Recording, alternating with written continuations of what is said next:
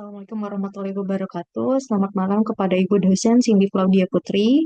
Pada kesempatan ini, saya Devi Cynthia Putri dari kelas AK603, Metode Penelitian Akuntansi, Program Studi S1 PJJ Akuntansi Universitas Siber Asia, akan melakukan presentasi terkait penelitian saya yang berjudul Analisis Kinerja Keuangan Perusahaan sebelum dan setelah melakukan Initial Public Offering atau IPO pada PT Diamond Food Indonesia Tbk. Latar belakang dari penelitian saya adalah initial public offering atau IPO atau penawaran saham perdana merupakan salah satu strategi perusahaan dalam mencari sumber pendanaan eksternal. Proses ini melibatkan penawaran saham kepada publik sebagai bentuk perubahan status menjadi perusahaan terbuka. Rasio keuangan digunakan untuk mengevaluasi kondisi dan kinerja dari yang pertama adalah likuiditas, kedua solvabilitas, ketiga profitabilitas, keempat aktivitas. Sebelum dan sesudah IPO dapat menunjukkan dampak nyata IPO terhadap kondisi keuangan perusahaan. Industri makanan dan minuman memiliki kontribusi signifikan terhadap PDB nasional dan termasuk 5 besar sektor dengan nilai ekspor tertinggi menurut BPS pada tahun 2021 yang menunjukkan potensi besar dalam sektor ini. Objek penelitian yang saya pilih adalah PT Diamond Food Indonesia Tbk yang bergerak di sektor industri makanan dan minuman yang telah resmi melantai di bursa saham sejak Januari 2020. PT Diamond Food Indonesia melaksanakan IPO sebanyak 100 juta saham atau 1,06% dari total modal, dan seluruh dananya digunakan untuk modal kerja dan penyetoran modal ke anak perusahaan. IPO ini dilakukan berdekatan dengan masa awal pandemi COVID-19 yang memberikan tantangan berat terhadap stabilitas ekonomi. Meski demikian, perusahaan tetap mampu mencapai keuntungan pada tahun 2020. Penelitian terdahulu pada tahun 2013 oleh Susilowati dan Amanah, langkah perusahaan untuk go public mampu menghasilkan perbedaan yang signifikan bagi perusahaan. Selanjutnya, studi kasus PT Kiyosan Komersial Indonesia, Tbk, serta PT MKes, integrasi Tbk sebelum dan setelah IPO, mendapatkan hasil bahwa analisis perbandingan kinerja keuangan mengungkapkan adanya perbedaan dalam kinerja finansial perusahaan menurut Khaidir dan Kurniawan pada tahun 2020. Selanjutnya, penelitian yang berbeda didapatkan oleh Katami, Hidayat, dan Sulasmiyati pada tahun 2017. Menurut penelitian tersebut, kinerja keuangan perusahaan setelah IPO tidak meningkat. Hal tersebut terjadi karena perusahaan masih perlu menyesuaikan diri dengan kondisi berbagai kepemilikan saham dan biaya laporan yang meningkat. Dari ketiga laporan tersebut terdapat gap penelitian pada status perusahaan yang mengalami IPO. Perumusan masalah dalam penelitian ini yang pertama adalah apakah terdapat perbedaan yang signifikan terhadap rasio likuiditas perusahaan sebelum dan setelah IPO pada PT Diamond Food Indonesia. Dan yang kedua adalah apakah terdapat perbedaan yang signifikan terhadap rasio solvabilitasnya. Ketiga, apakah terdapat perbedaan yang signifikan terhadap rasio aktivitasnya. Dan keempat, apakah terdapat perbedaan yang signifikan terhadap rasio profitabilitas perusahaan PT Diamond Food Indonesia sebelum dan setelah melakukan IPO. Tujuan dari penelitian ini adalah menjawab dari rumusan masalah. Yang pertama adalah untuk mengetahui apakah terdapat perbedaan yang signifikan terhadap rasio likuiditas perusahaan sebelum dan setelah IPO. Yang kedua, untuk mengetahui perbedaan signifikan terhadap rasio solvabilitasnya. Ketiga, terkait dengan rasio aktivitasnya, apakah terdapat perbedaan signifikan. Dan keempat, mengetahui apakah terdapat perbedaan yang signifikan terhadap rasio profitabilitas perusahaan sebelum dan setelah IPO pada PT Diamond Food Indonesia Tbk. Eh, metode penelitian Metode penelitian yang saya lakukan antara lain yang pertama terkait metode studi pustaka menggunakan sumber data sekunder, laporan keuangan tahunan PT Diamond Food Indonesia Tbk periode 2016 sampai dengan 2013. Selanjutnya, selain dari laporan keuangan tahunan PT Diamond Food, saya juga mengambil studi pustaka yang bersumber dari literatur, laporan, jurnal ilmiah, ilmiah, sumber daring, dan sumber-sumber lainnya. Untuk metode analisis data, saya menggunakan metode analisis komparatif untuk membandingkan pengaruh kinerja keuangan sebelum dan setelah IPO. Metode analisis data selanjutnya menggunakan statistik deskriptif, uji asumsi normalitas, serta uji hipotesis menggunakan uji beda. Antara lain, Pearce Sample t-test dan juga Wilcoxon Sign Rank. Untuk sampelnya, saya mengambil dari laporan keuangan 4 tahun sebelum IPO, yaitu 2016 sampai 2019, dan 4 tahun setelah IPO, yaitu dari 2020 hingga 2023. Teknik pengambilan sampelnya yang digunakan adalah teknik purposive non-probability. Untuk aplikasi dalam mengolah data, saya menggunakan aplikasi Minitab. Selanjutnya, kita beralih ke landasan teori. Analisis laporan keuangan bertujuan untuk mendapatkan pemahaman yang lebih baik tentang kondisi keuangan dengan menguraikan akun-akun dalam laporan keuangan menjadi bagian yang lebih rinci dan menganalisis hubungan kuantitatif dan non-kuantitatif yang signifikan. Selanjutnya, terkait dengan rasio-rasio, yang pertama, analisis rasio adalah teknik evaluasi yang digunakan untuk mengetahui bagaimana pos-pos dalam laporan keuangan tertentu berhubungan satu sama lain, atau antara pos-pos dalam neraca dan laporan laba rugi. Untuk likuiditas, solvabilitas, aktivitas, dan profitabilitas adalah 4 metrik yang digunakan untuk menilai kinerja keuangan bisnis. Rasio likuiditas adalah metrik yang menggambarkan kemampuan suatu perusahaan untuk memenuhi utang yang sudah jatuh tempo. Untuk melihat perbedaan kinerja keuangan sebelum dan sesudah IPO, rasio likuiditas yang digunakan adalah current ratio atau yang disingkat CR. Rasio solvabilitas atau leverage untuk mengukur ketergantungan perusahaan pada utang dan risiko pembayaran. Untuk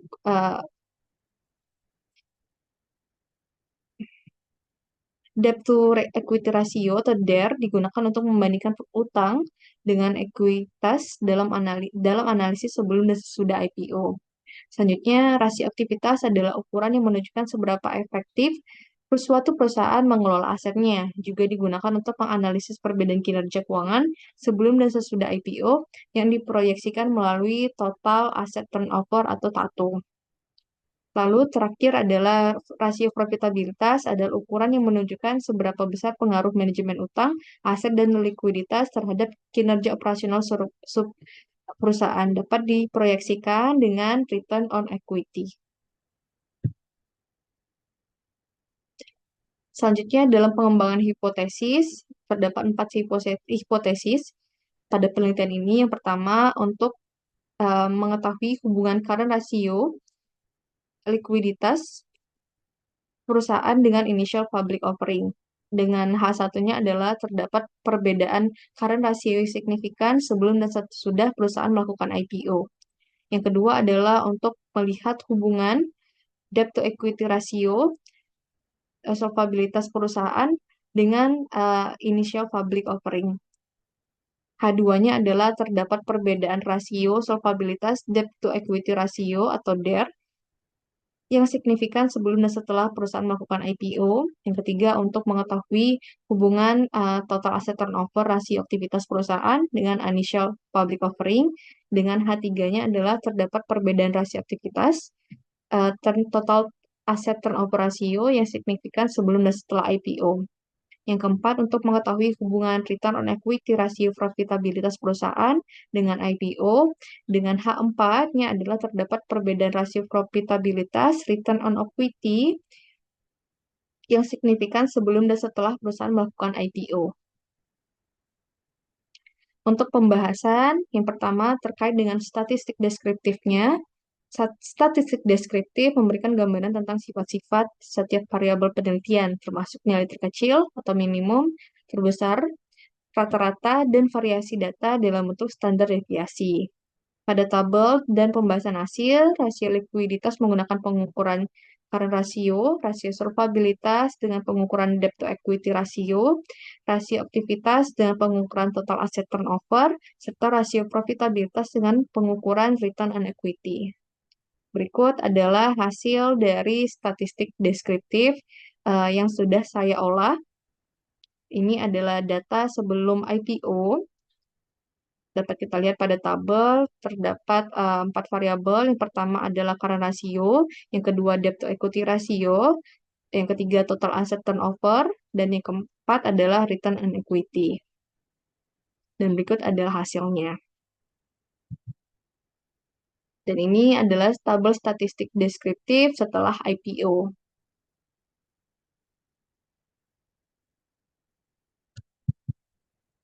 Dari hasil dari tabel tersebut dapat dilakukan pembahasan bahwa rata-rata atau MEAN current ratio meningkat setelah IPO, naik dari 2,81 menjadi 3,689. Kenaikan rata-rata ini disebabkan oleh pertumbuhan aset lancar perusahaan yang lebih besar dibandingkan dengan kenaikan hutang jangka pendeknya. Ini menunjukkan bahwa perusahaan mungkin lebih mampu untuk melunasi hutang jangka pendeknya, menunjukkan tingkat likuiditas yang kuat. Standar deviasi yang sebelumnya 0,444 meningkat menjadi 0,469 setelah IPO. Ini menunjukkan bahwa data current ratio memiliki variasi yang konsisten atau homogen karena standar deviasinya lebih rendah dari nilai rata-rata. Untuk yang variabel kedua dari debt to equity ratio sebelum dan setelah IPO itu setelah IPO dia mengalami penurunan. Artinya perusahaan lebih sedikit menggunakan utang sebagai sumber pendanaan dan lebih banyak mengandalkan ekuitas, serta mengindikasikan bahwa perusahaan menjadi lebih mampu memenuhi kewajibannya.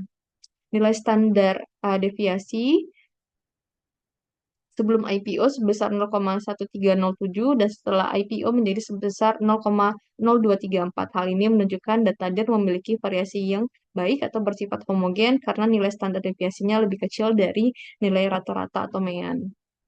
Untuk variabel ketiga, rata-rata MEAN dari total asset turnover sebelum IPO turun dari 1,491 menjadi 1,1756 setelah IPO. Rata-rata atau MEAN total asset turnover setelah IPO adalah 1,1756 yang menunjukkan kemampuan perusahaan dalam menghasilkan penjualan dari aset mereka rata-rata sebanyak 1,1756 kali. Untuk variabel yang keempat, yaitu terkait dengan return on equity, sebelum dan setelah IPO menurun dari 0,1226 atau 12,26% menjadi 5,99%. Penurunan rata-rata dikarenakan oleh jumlah kenaikan total ekuitas perusahaan lebih besar dibandingkan dengan jumlah kenaikan total laba. Hal ini membuktikan nilai standar deviasinya sebelum IPO 2,1% dan setelah IPO menjadi sebesar 1,28%. Hal ini membuktikan bahwa data ROE menunjukkan variasi yang konsisten atau homogen karena nilai standar deviasinya lebih kecil dari nilai rata-rata atau MEAN. Untuk uji asumsi yang saya gunakan yang pertama adalah uji asumsi normalitas. Ini kita lihat kalau misalnya signifikansi p-value-nya lebih besar dari 0,05, maka dapat disimpulkan bahwa data berdistribusi normal. Namun jika p-value kurang dari 0,05, maka dapat disimpulkan bahwa data berdistribusi tidak normal. Apabila setelah dilakukan pengolahan, data berdistribusi normal dan memenuhi uji asumsi normalitas, maka selanjutnya akan dilakukan uji beda dengan paired sample t-test. Namun, jika asumsi normalitas tidak terpenuhi, maka pengujian data dilanjutkan dengan memakai uji non-parametrik, yaitu Wilcoxon Sign Rank Test. Berikut adalah hasil uji asumsi normalitas dari 4 variabel tersebut. Data saya olah menggunakan aplikasi Minitab. Pada current ratio itu sebelum IPO berdistribusi normal karena p-value-nya adalah 0,488 dan setelah IPO 0,19 sama berdistribusi normal. Selanjutnya pada variabel debt to equity ratio sebelum IPO itu 0,031 karena di bawah uh, p-value yang digunakan untuk standar maka dia tidak normal dan untuk setelah IPO itu 0,554 itu normal. Dan untuk variabel ketiga, total asset turnover sebelum IPO 0,4775 berdistribusi normal. Setelah IPO juga berdistribusi normal dengan p-value 0,45. Dan variabel terakhir, return on equity pun sama. Sebelum IPO normal dengan p-value 0,05. Dan setelah IPO juga sama normal 0,286. Selanjutnya dengan uji beda berpasangan. Paired sample t-test digunakan untuk menguji apakah terdapat perbedaan yang signifikan antara dua rata-rata dari dua kelompok yang berhubungan atau dua pengukuran pada subjek yang sama. Dasar pengambilan keputusan hipotesis dalam uji ini adalah sebagai berikut.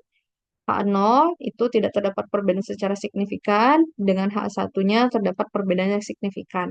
Jika signifikansi p-value kurang dari 0,05, maka dinyatakan H0 ditolak dan H1 diterima. Tapi jika lebih dari 0,05, maka dinyatakan H0 diterima dan H1-nya ditolak. Dan berikut data yang telah saya olah dengan menggunakan aplikasi Mintet. Variabel yang pertama itu current ratio, p-value-nya 0,042 di bawah p-value yang sudah digunakan sebagai standar, maka simpulannya adalah H1 diterima, yang artinya adalah terdapat perbedaan yang signifikan. Untuk yang kedua adalah total asset turnover, itu p-value-nya 0,038, maka H3 diterima, terdapat perbedaan yang signifikan. Selanjutnya, return on equity dengan p-value 0,019, maka H4 diterima, yaitu terdapat perbedaan yang signifikan. Tiga variabel ini menggunakan uji beda berpasangan, yaitu dikarenakan per sample t-test, dikarenakan distribusi datanya adalah normal. Selanjutnya, untuk Wilcoxon Sign Rank Test, itu digunakan untuk jika datanya berdistribusi tidak normal. Dengan dasar pengambilan keputusan sama, H0 tidak terdapat perbedaan secara signifikan, dan H1 terdapat perbedaan yang signifikan. Jika p-value di bawah 0,05, maka dinyatakan H0 ditolak dan H1 diterima. Tapi jika di atas 0,05, maka H0 diterima dan H1 ditolak. Hanya satu variabel yang tidak normal, yaitu debt to equity ratio. Dengan p-value setelah datanya diolah, yaitu 0,1, maka simpulannya adalah H2 ditolak, tidak ada perbedaan yang signifikan. Jadi, jika kita kaitkan pada hipotesis, maka terkait dengan current ratio PT Diamond Food Indonesia sebelum dan setelah melakukan initial public offering adalah berdasarkan hasil uji beda berpasangan, paired sample t-test, variabel current ratio menunjukkan signifikansi 0,042 lebih kecil dibandingkan 0,05 sehingga H1 yang diterima. Hal ini membuktikan bahwa terdapat perbedaan yang signifikan pada kinerja keuangan PT Diamond Food Indonesia sebelum dan setelah melakukan IPO yang dilihat dari rasio likuiditas dengan pengukuran pada current ratio. Secara keseluruhan, peningkatan current ratio setelah IPO adalah indikator yang positif bagi kesehatan keuangan perusahaan. Hal ini menunjukkan bahwa IPO telah memberikan manfaat jangka panjang dalam mendukung pertumbuhan dan keberlanjutan operasional perusahaan di masa depan. Selanjutnya terkait dengan debt to equity rasio PT Diamond Food Indonesia Tbk sebelum dan setelah perusahaan melakukan IPO. Dari hasil uji beda berpasangan non-parametrik karena datanya berdistribusi tidak normal, menunjukkan signifikansi 0,100 lebih besar dibandingkan 0,05 sehingga H2-nya ditolak. Hal ini menunjukkan bahwa kinerja PT Diamond Food Indonesia tidak berubah secara signifikan antara sebelum dan setelah IPO. Ini ditunjukkan oleh rasio solvabilitas yang dihitung berdasarkan rasio utang ke ekuitas atau DER. Secara keseluruhan, penurunan DER yang signifikan setelah IPO menunjukkan bahwa keputusan untuk melaksanakan penawaran umum perdana atau IPO telah memberikan dampak positif terhadap struktur modal dan kinerja keuangan perusahaan. Hal ini memberikan indikasi bahwa IPO telah menjadi langkah strategis yang efektif bagi perusahaan untuk memperkuat posisi keuangannya dan meningkatkan nilai perusahaan dalam jangka panjang.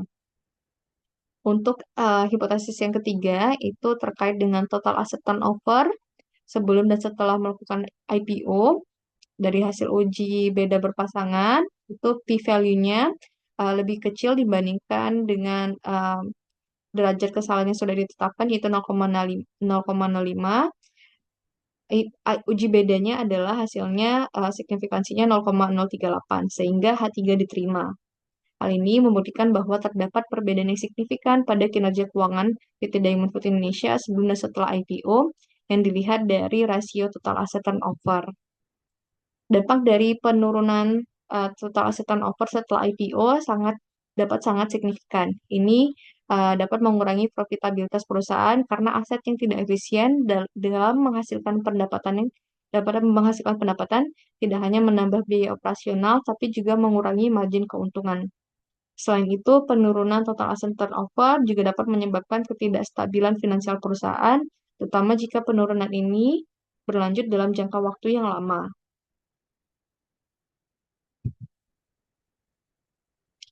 Untuk selanjutnya yaitu variabel untuk selanjutnya adalah hipotesis terkait return on equity PT Diamond Food Indonesia sebelum dan setelah perusahaan melakukan IPO. Berdasarkan hasil uji beda berpasangan, itu variabelnya menunjukkan signifikansi p-value 0,019 sehingga H4 diterima. Hal ini membuktikan bahwa terdapat perbedaan yang signifikan pada kinerja keuangan PT Diamond Food Indonesia sebelum dan setelah IPO yang dilihat dari rasio profitabilitas dengan pengukuran pada return on equity. Penurunan return on equity ini menunjukkan bahwa setelah IPO, perusahaan mengalami penurunan efektivitas dalam menghasilkan keuntungan dari ekuitas yang tersedia. Penurunan return on equity setelah IPO dapat mempengaruhi kepercayaan investor. Return on equity yang lebih rendah menunjukkan bahwa perusahaan menghasilkan lebih sedikit keuntungan dari ekuitas yang diinvestasikan, yang dapat membuat investor ragu untuk menambah investasi mereka. Maka dari kesimpulan maka dapat disimpulkan bahwa terdapat perbedaan yang signifikan pada tiga variabel. Yang pertama adalah current ratio yang meningkat setelah IPO, yaitu terkait likuiditas. Dan yang kedua adalah terkait dengan total asset turnover menurun setelah IPO dari rasio aktivitas dan terkait dengan rasio profitabilitasnya, return on equity itu menurun setelah IPO. Tiga variabel ini terdapat perbedaan yang signifikan pada PT Diamond Food Indonesia sebelum dan setelah melakukan IPO. Namun pada satu variabel yaitu rasio solvabilitas dengan debt to equity menurun tetapi tidak signifikan sehingga tidak berpengaruh tidak mendapati perbedaan yang signifikan pada PT Diamond Food Indonesia sebelum dan setelah melakukan IPO. Sekian presentasi dari saya, lebih dan kurangnya saya mohon maaf. Terima kasih kepada Ibu.